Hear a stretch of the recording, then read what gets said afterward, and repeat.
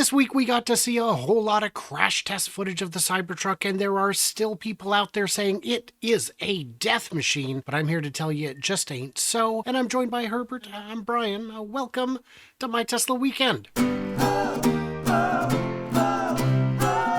Herbert, how are you, my friend? I'm doing great. This is one of my favorite topics, isn't it? Crash testing. What a week it has been. Oh, we got so many goodies in our advent calendar. We got Tesla Bot, we got the crash test, we got the Cybertruck delivery. We've got so much. The holiday update. I just don't know what's going to be behind the next little door I open. Let's find out. So on the crash tests, we've watched them. I'm sure I've got B-roll of it up on the screen right now. My first impression was, boy, that's a bit rigid. But then we saw other trucks crashing. What was your impression once you saw it compared to other trucks? Yeah. Well, first of all, it needed to compress. And I think or2 was the buckle. It needs to buckle. And Lars and the other Tesla executives, they did say that this is made up with a number of smaller parts that is designed to buckle because it doesn't have an engine in the front. It's able to do that. And so when some people are saying, look at it crushed at the front, that's perfectly good. What matters is whether or not the people in the cabin, if the person in the passenger seat, if the person in the driver's seat, if they get crushed. Somebody was commenting that if you take a look at the way that the truck hit the wall and it crashes like crazy, but they don't tell you the speed. Because if it did that at 30 miles per hour, that would be terrible. It's like, which is it?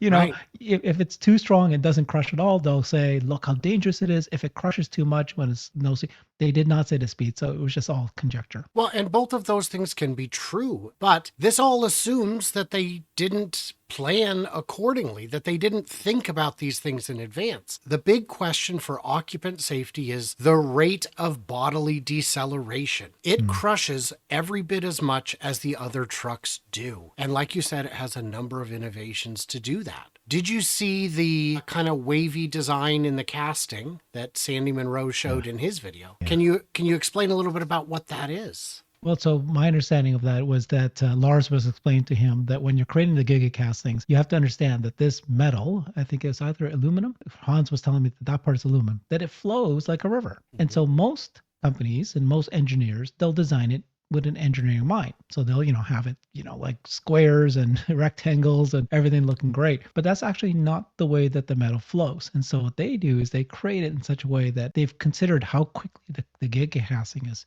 that what you're referring to? Well, that is one of the elements, is if you need the casting to be free of air pockets, free of deformations, because any one of those can cause an unintended point of failure. So at the very front, normally a vehicle would have crush cans on the front. These crush cans are integrated, and instead of them being straight channels, they're a little bit wavy so that if it's a small impact, it'll stand up just fine. And if it's a big impact, you now have predetermined points where the energy can be dissipated. It'll crush along those wavy lines. But the fact that the casting it's revolutionary. We knew that. The next thing is the casting is designed of a material that is very strong, but a little bit ductile to allow some flexing and then shatter when it needs to. So if the amount of force exerted is so high that it would transfer shock all the way into the passengers like that at lethal levels, the casting will shatter. It'll come apart.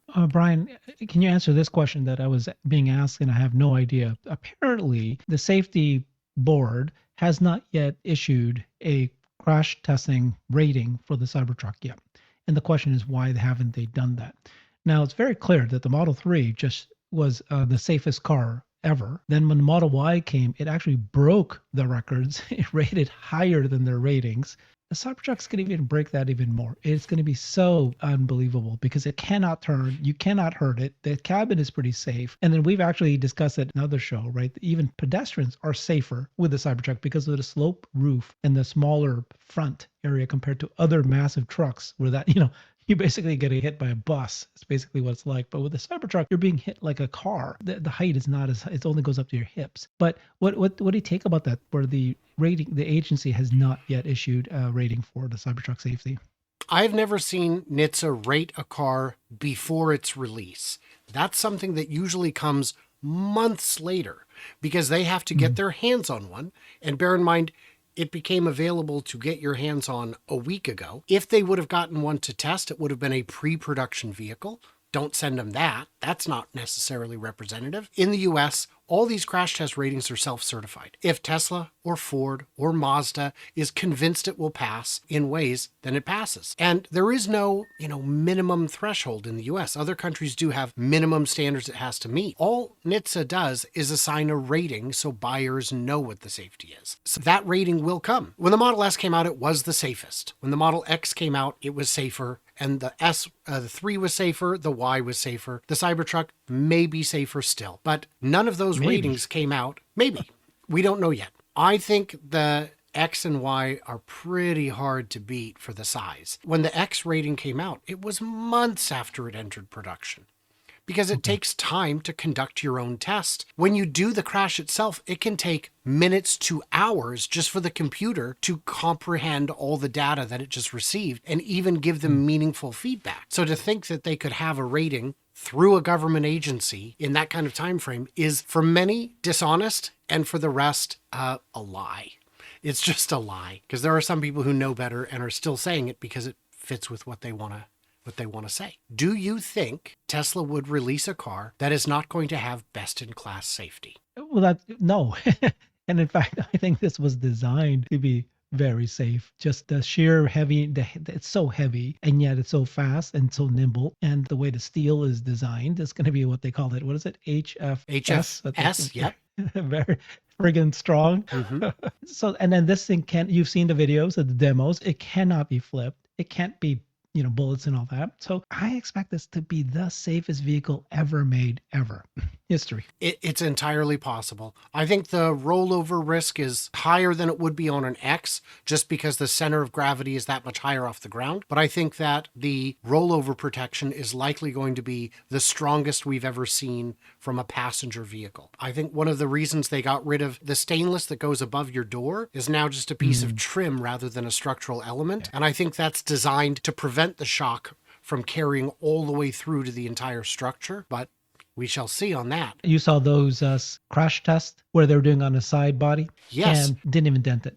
Didn't even dent it at all. One reason it wouldn't dent it is because the impact is going to hit the battery. And the battery is designed to not deform for many reasons. Well, the doors are supposed to crumble a little bit. They're supposed to have some crumple zone to them. Right, but they still do. They just got rid of the steel beam that generally runs through the door to prevent intrusion of someone's bumper. And instead, it's just the skin doing double duty. And in that side impact, which we watched on the Jason Camisa video, that those doors were destroyed, which is good. You want them to be, because the alternative is everything else in the world is destroyed. So they've got plenty going on. Just the idea that it wouldn't be safe is, are we watching the same videos as other people? That first one we saw, where we saw a 4-panel, but all the other trucks were hitting at hood height and the Cybertruck was hitting just a flat wall.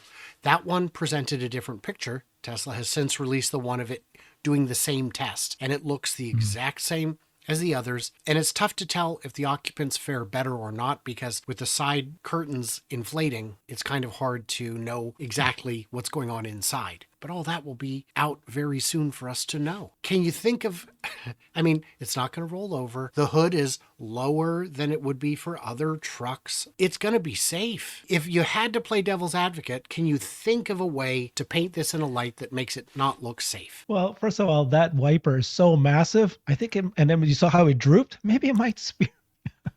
Well, the other thing could be that the glass is so incredible panoramic view in the top. But we've seen Tesla Model 3s and Ys with panoramic roofs, and a big tree falls on them, and those glass does not break. But that's the only option, right? From the top. Yeah.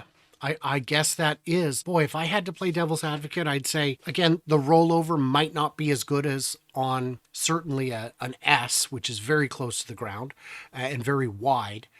But compared to other trucks, with the curtain airbags keeping you in, with the glass keeping you in, with the rollover protection such as I imagine it is based on what we've seen of the steel structure for the occupant home. This is pure safety. In the comments, you guys, what do you think about the safety? And is it going to make it to Europe? Are we worried about those sharp, sharp edges? And where are the lawsuits against all the companies that put dumpsters in alleys? Don't you know those are pointy too? Everybody else, like, subscribe, do the usual. Check out my good friend Herbert on his channel, Brighter with Herbert. And everybody else, stay tuned, stay juicy, and I can't wait to hear from you clever robots on the next one.